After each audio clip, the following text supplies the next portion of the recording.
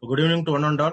I am Dr. K. Sindhu Kumar, Professor and HOD in Mada Medical College, Chennai, and I am practicing in Saidapet. Today I am going to discuss on hypertension and COVID. Before going into the topic, I would just like to give a strong message as the second wave of COVID is highly hit our country, India, and it's almost being a lockdown situation in most of the parts of the state. So I strongly request our public to please follow this SMS, that is social distancing, mask and sanitizing. It's not only the government who can bring this pandemic under control, or not only we health experts or we doctors can bring it under control. It's the responsibility of public too. So I strongly please request all of us to please follow this SMS. Why not? Most of them are following, but some people are not able to follow this SMS, that is social distancing, mask and sanitize. For example, if one is not putting mask, the other person who is opposite to him is putting the mask. What happens? Both have probability of spreading COVID, and especially this COVID second wave being aerosol spread. If one family member gets affected, almost all the family members are getting affected. That's what happening in most of the states of our country.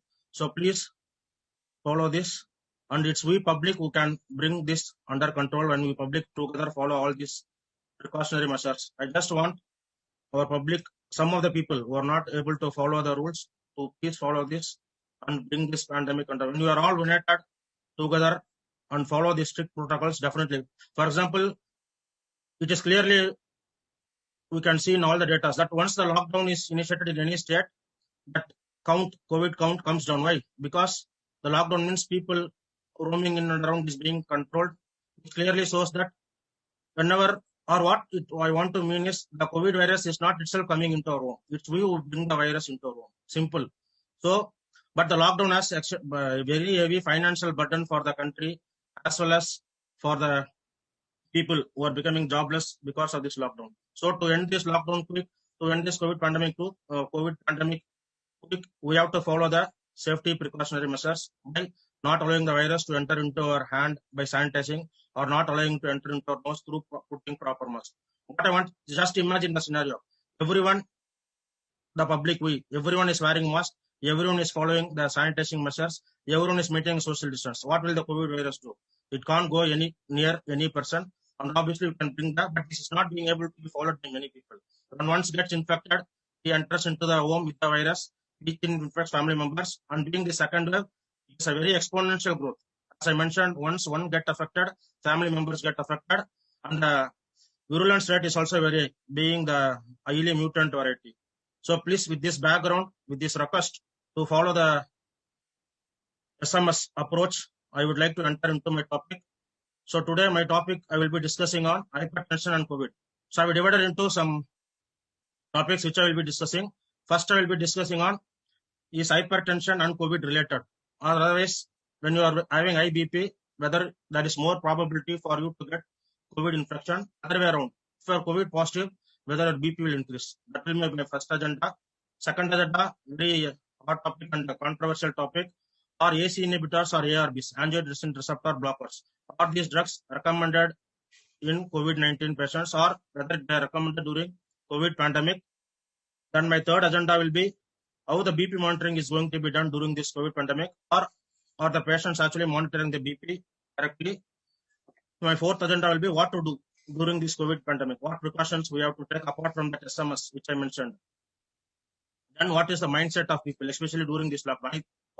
Most of the states, me being in Chennai, Tamil Nadu is also in lockdown from May 10, from yesterday to May 24th. So we are also facing 2 weeks of lockdown.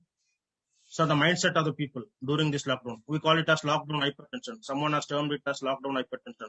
It may not be a theoretical term, but we can assume. So all these things, I'm planning to bring this agenda in this 15 to 20 minutes talk. So going back to my first agenda, is hypertension and COVID related?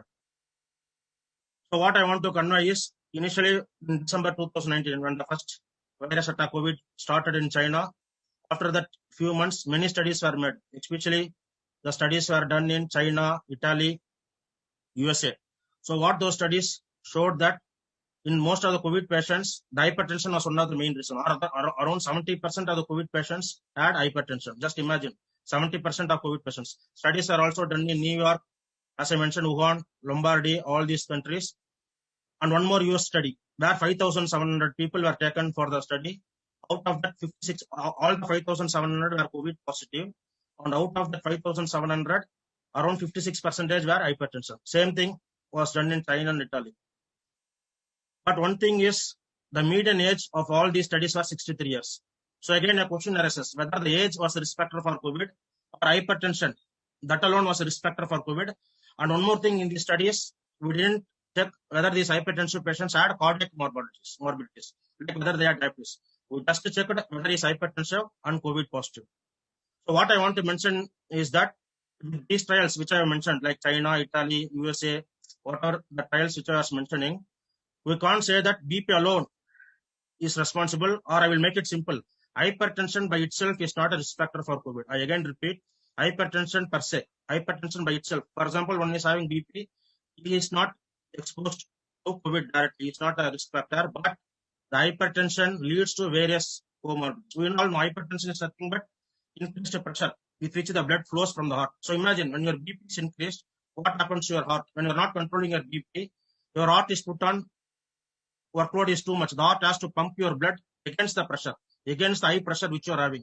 So what happens? There is a possibility of heart going to failure also. That's why we call hypertension as a silent killer. So hypertension by itself is not going to cause problem. But once hypertension leads to arrhythmias or any cardiovascular morbidities, that leads to various problems. For example, we can tell viral myocarditis. COVID also being a virus, what happens? The workload on the myocardium is obviously more when you're having high blood pressure. As I mentioned, the heart has to pump your blood against high pressure. So when there is excessive workload on the heart, obviously the myocardium is being in a damaged state.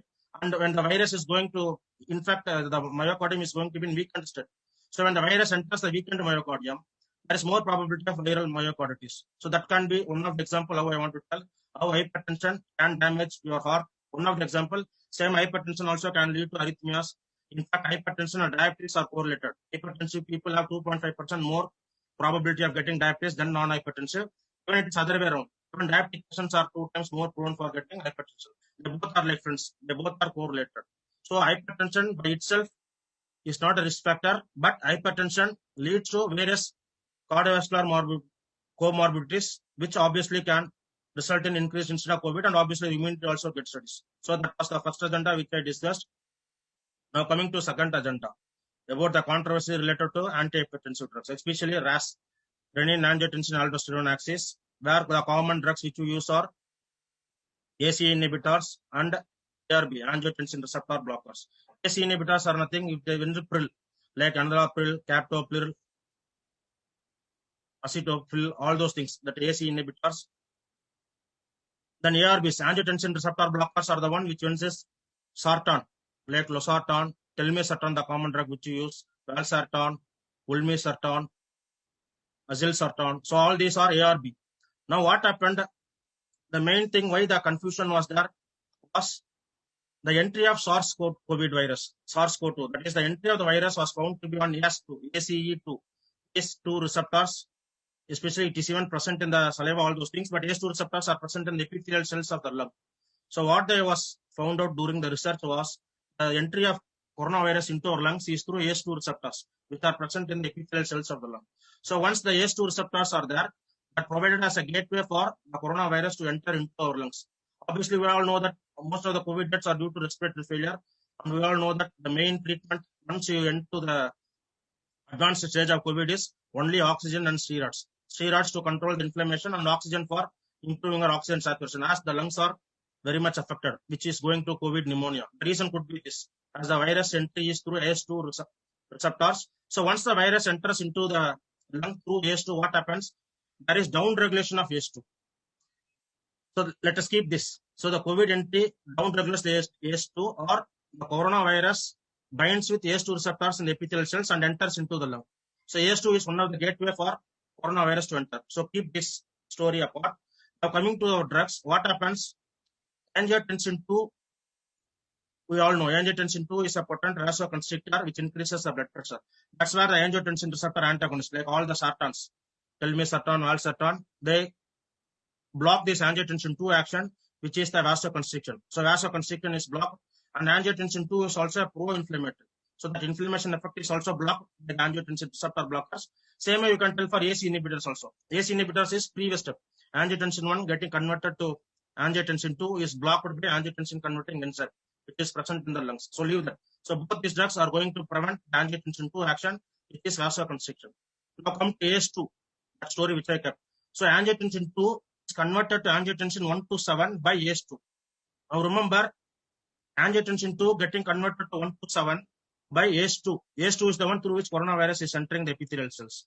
ACE1 to 7, that main mechanism is actually good to the lung. So that's where the confusion or many hypotheses, many studies were done, many trials were done. What they told that, so this could be the reason that ACE inhibitors or ARBs should not be given in COVID because this affects the, or it causes upregulation of ACE2. What coronavirus does is, it needs that ACE2 receptor for entering into the lungs. If ACE2 receptors are not there, maybe COVID may not be able to enter into the lungs because the gate is closed. But when you're giving the RAS blockers like angiotensin receptor antagonist or ACE inhibitors, some postulates or some hypothetical, some theories which they came out with some paper publication like that. So when you're giving RAS blockers, ACE2 is being upregulated, or you're giving more ACE2 so that coronavirus can enter. These were done in some animal studies and some studies, but there was not clear evidence. In fact, to give perfect, the latest retrospective cohort study showed that when you're giving ACE inhibitors or ARBs, it improves the COVID condition. So all these are postulates, and don't believe in WhatsApp university. So once certain messages comes like that, like ACE inhibitors, ARBs are contraindicated, immediately everyone will go to panic mode and the WhatsApp messages will start circulating that we should not give ACE inhibitors, ARBs. Even some patients, in spite of doctor telling them to continue, some being panic mode, they have stopped using ACE inhibitors by themselves, seeing the WhatsApp. So please, one more message, don't just follow the WhatsApp messages without consulting with the doctor. Or if you have any doubt with the WhatsApp messages, you can just clarify with your doctor. So regarding the second scenario, whether ACE inhibitors or ARBs can be given, all the guidelines like European Society of Hypertension, ESH, American College of Cardiology, ACC, American International of Cardiology. So all these guidelines clearly mention, all the hypertensive guidelines clearly mention that it can be continued. Again, still, if you have doubt whether ACE inhibitors or ARBs have any minute possibility of COVID infection, risk-benefit ratio is there. Just imagine the benefits of RAS blockers. It not only decreases the blood pressure, it also has direct effect on the heart. As we all know, sympathetic. So we can prevent the inflammation. As we mentioned, angiotensin 2 is a pro-inflammatory. So we can prevent the inflammation. And the post-MI also, one of the main drugs is RAS. Apart from beta blockers, we have to give RAS blockers also. So risk-benefit ratio also clearly indicates the usage of ACE inhibitors or ARBs. So please continue the BP medications which are being prescribed by a doctor. Don't get confused by seeing WhatsApp University or by listening to your friends. Always follow your doctor. What your doctor says regarding these conditions, you better follow your doctor's advice. So the latest one of the study has shown that it is benefit. So don't confuse whether it is going to benefit or not. Obviously, there is no statistical significant data or anything, and all the hypertensive society guidelines have clarified it. So with that second point, I will next go to how the BP is to be monitored, especially in this COVID scenario. That is my third agenda today. Yeah, especially during this lockdown, or some patients are very afraid to go to the hospitals or clinic because hospital is considered to be one of the source of COVID spreading area. But people only follow this. I am not mentioning all people. Some people are very afraid to go to hospitals, thinking that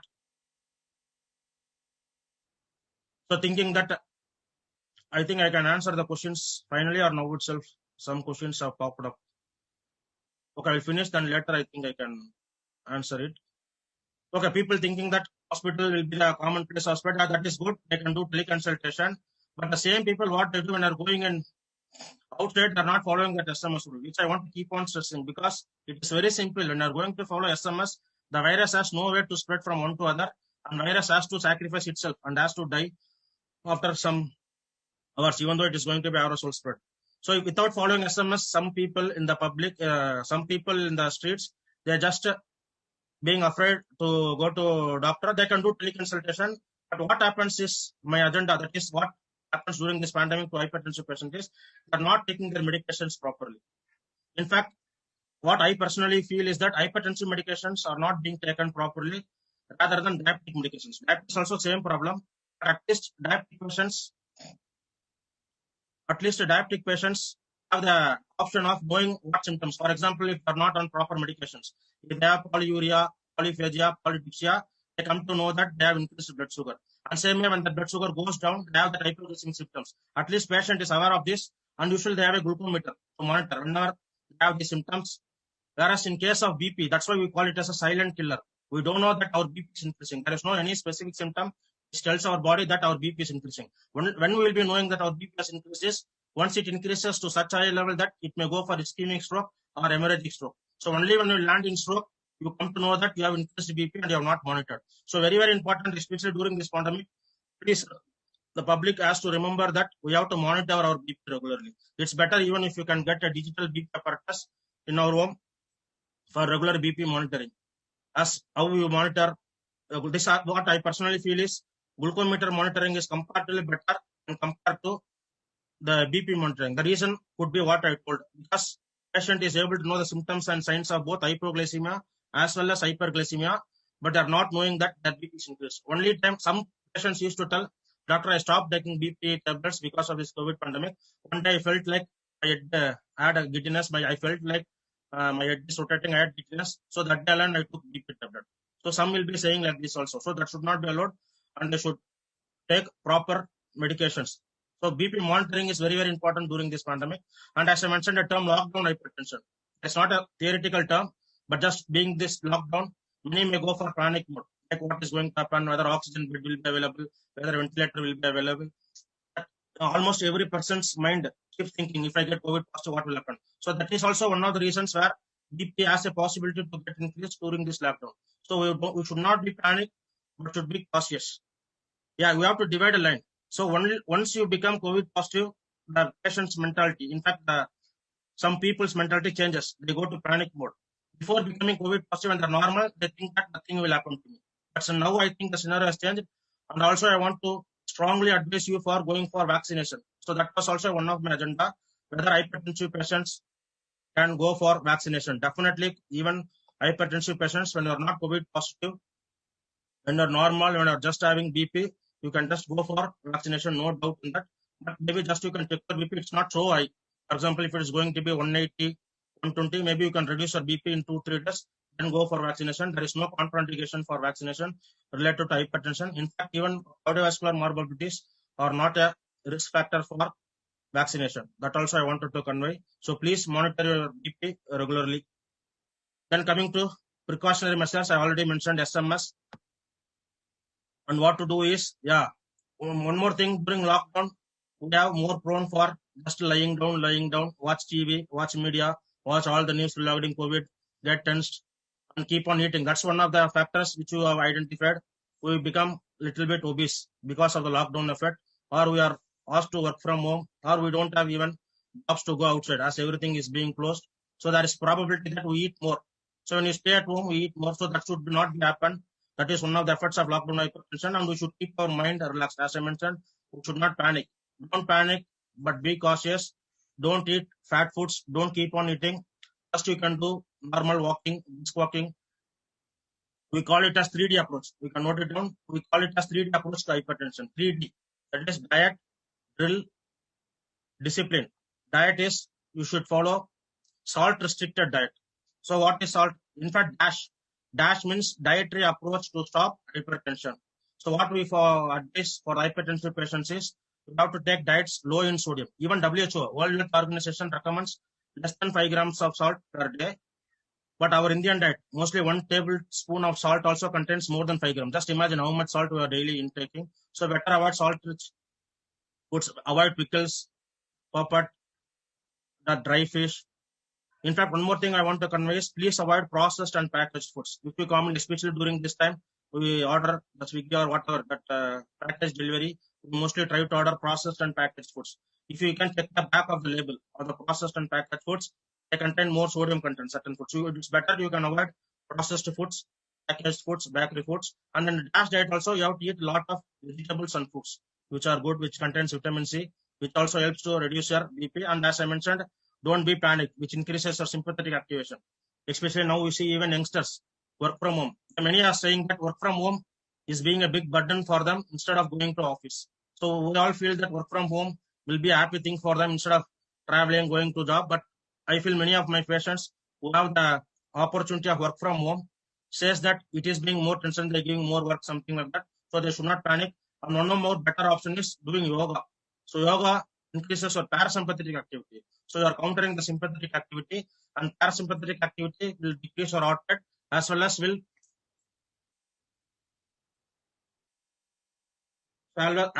decrease your blood pressure. So that also we should be taken care of. And as mentioned, mindset. So have a relaxed mind and don't worry about the lockdown effect. You just follow the SMS. Better be in home and just be relaxed.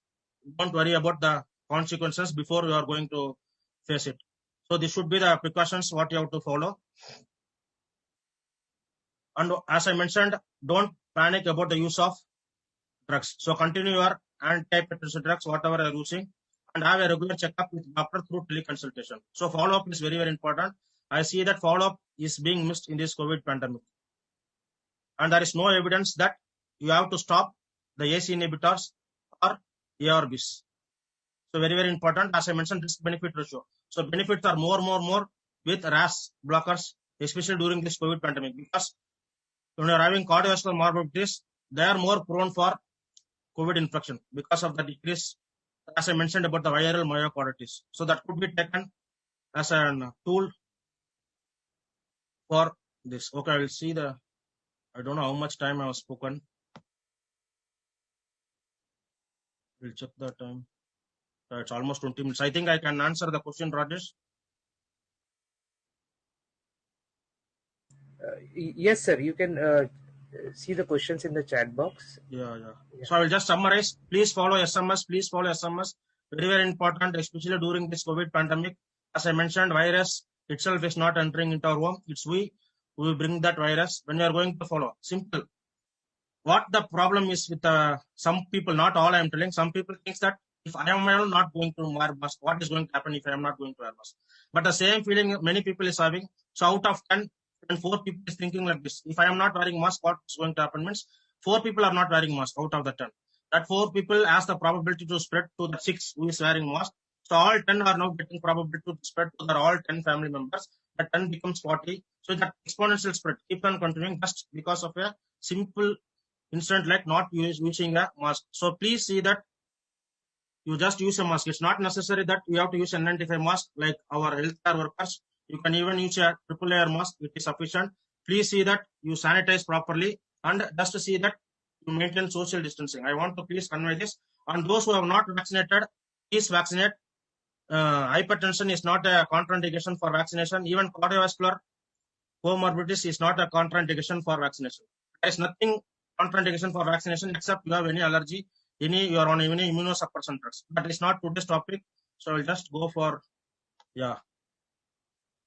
Someone asked if I develop COVID, should I stop taking my blood pressure medication? I think they got the answer. So obviously you should not stop taking blood pressure medication. I even told you should not even stop taking ACE inhibitors. Mostly ACE inhibitors or ARBs are the common drugs given for hypertension. For that matter, whatever tablet you are taking, whether it's beta blocker or calcium channel blockers or RAS blockers or alpha blocker, whatever tablets you are taking, you can continue. There is no contraindication if you are having COVID. The next question is asked is, if a patient has taken first dose and patient got positive, he has been treated, can he go for second dose? Okay, it depends on how long he has been positive. So usually when you become COVID positive, you cannot go for vaccine. Oh, there are many. Okay, so I will answer. So usually when you become COVID positive, at least you require 28 to 40 days before going for next dose. The reason is when you're COVID positive, again the natural immunity is occurring in your body. The natural immunity in the sense when you're COVID positive, the virus has attacked. So what your body does is your body develops lymphocytes to protect against that virus which has entered. So that time I cannot give artificial immunity like in the form of vaccine. So obviously when you're positive, 28 to 40 days, you should not give the second dose for that matters. Even first dose, when you're positive, you cannot give the vaccine. So vaccine has to be given only in COVID negative patients. And once you have diagnosed as COVID positive, you should go for second dose or whatever first dose only after 28 to 40 days.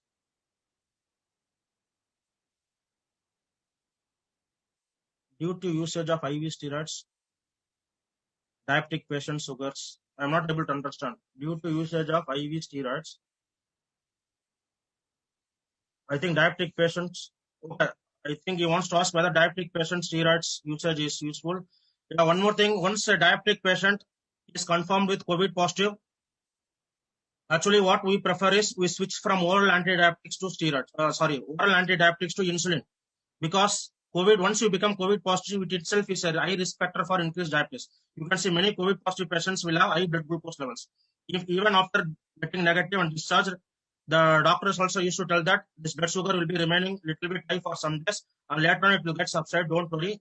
And most of them are being initiated on insulin. They will switch from oral hypoglycemic drugs to insulin and IV steroids if needed. As diabetics are more prone for inflammation, definitely IV steroids may be indicated depending upon his inflammation and oxygen saturation level. No doubt in that. There is no contradiction for IV steroids in diabetic patients. The only thing, diabetic patients once diagnosed COVID mostly will shift from oral hypoglycemic drugs to insulin, because insulin is a better controller of sugar rather than oral diabetic drugs, oral hyperglycemic drugs. Then I have to check any other question. If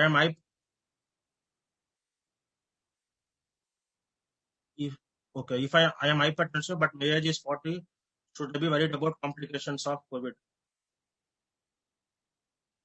Yeah, you have to be worried if you're not going to follow SMS protocol. Otherwise, not a big deal. See that your BMI is being maintained. As I mentioned, don't eat junk foods. Have salt restricted diet. Do yoga regularly. In that case, you are not going to be worried. And complications of COVID are only because of us.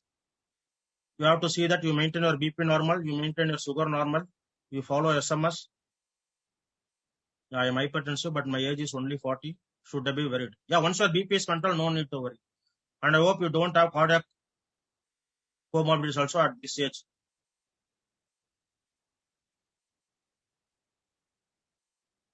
I'm not able to see all the questions.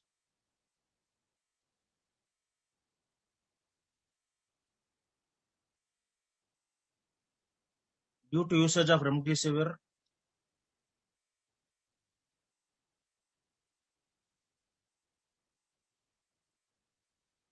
I think I can enlarge. So, wait. Due to usage of remdesivir and IV steroid, patients have developed a mouth ulcer. What should be the treatment? I think he wants to speak on mucormycosis. Yeah, mouth ulcer has to be treated with the anti-ulcer agents, and you can even use that ascorbic acid, mainly the steroid. Again, here the risk-benefit ratio is there. And I don't know why the remdesivir has been used here. Remdesivir should be used only in the first 10 days of hospitalization, not more than 10 days. And remdesivir is effective only in the diarrhea phase, not during the late inflammatory phase. That is a very important point I want to convey. Though it is out of the debate, many people are even panicking on remdesivir.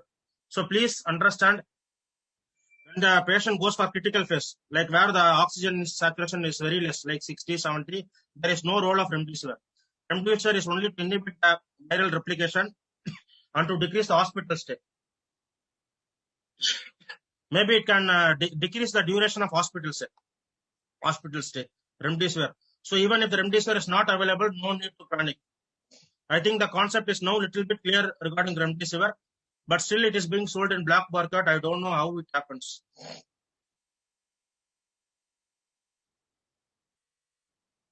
Yeah, mouth ulcer can be managed. It depends on that bacterial infection means strong antibiotics will be given. There may be reduction of steroids depending upon oxygen saturation also. So that balance will be maintained. I answered this. If I develop COVID, should I stop? Definitely don't stop. Not only BP medicines, don't stop any medications before consulting your doctor. Yeah, all questions done. Okay, thank you for giving me this opportunity to speak in this FB forum. I also thank the audience, and I hope we all together will combine, all we public together will combine to bring the second wave. In fact, they are talking about third wave, but I hope we all will successfully come over this and let us all be safe. I think I can conclude. Thank you all for patient listening. Thank you, sir, for your contribution towards guiding each and every audience here. Because currently the scenario is there is a lot of queries going on in anybody's mind, but there is nobody to answer. And in that situation, you are really a great help, sir. So thank you, sir, for all your contribution. And good day, sir. Thanks. Yeah, thank you. Pa. Thank you all.